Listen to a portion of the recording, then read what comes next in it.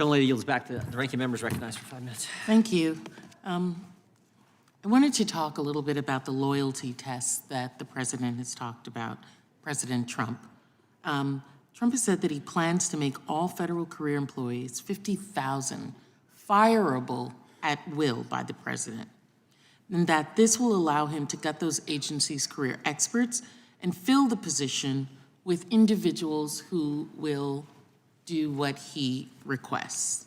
These non-political career employees have spent decades building their knowledge and expertise and possess invaluable experience that brings continuity to our government across different administrations. This is the thing that stops the agencies from being political. I remember as a political appointee being called the Christmas help by the career employees that were there with great reason, because they are there, they are the bulwarks. Ambassador Eisen, what would be the impact on our national security if Trump were to fire large swaths of our experienced workforce and fill those positions with largely unqualified MAGA loyalists? Ms. Plaskett, like yourself, as someone who has served in our government and including in a national security position as a United States ambassador, one of the great honors of my life, the effect would be devastating.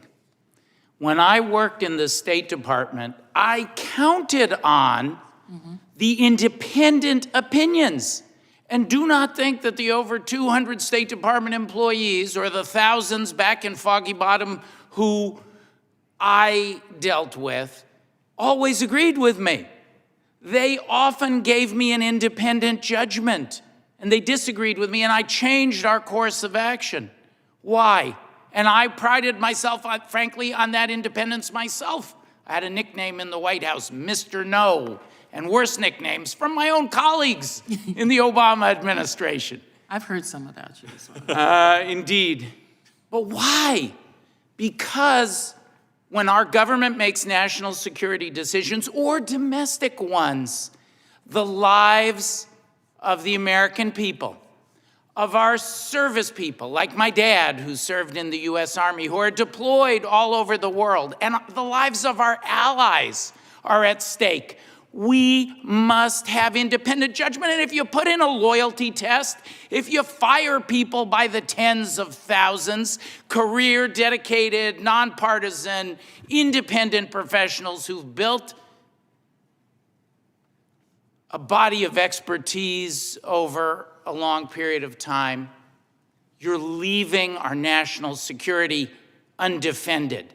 It's when we talk about national security, Ms. Plaskett, we're not talking about an abstract idea. We're talking about the lives of the American people, the lives of our service members, the lives often of those in the intelligence community and our allies and assets around the world who keep us safe and who protect the world.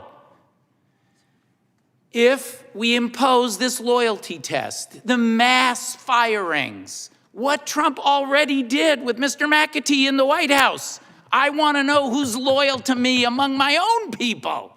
If you impose those kinds of tests, you will be eroding the independence of judgment, jeopardizing all of our lives, jeopardizing the life of everybody in this room, not to mention the effect on domestic interests also, which go to the lives and livelihoods of American people, American families. That is why it is a disastrous autocratic vision that the former president has articulated should he return. Thank you. And I just have, for those who may not have been aware, the first two or three hearings, which were about social media, et cetera, the Democrats did engage in questioning individuals on those issues. So it's not as if we've attempted to just completely ignore them. We've also moved on to the other issues that are important to the American people. We recognize that one of those are, in fact, the weaponization by Donald Trump. And I would ask for unanimous consent at this time to enter into the record some documents. The first being a ChatGPT poem on how Congressman Darrell Issa is the best politician in the country with the poem. A poem on Congressman Thomas Massey is the best politician in the country with a poem.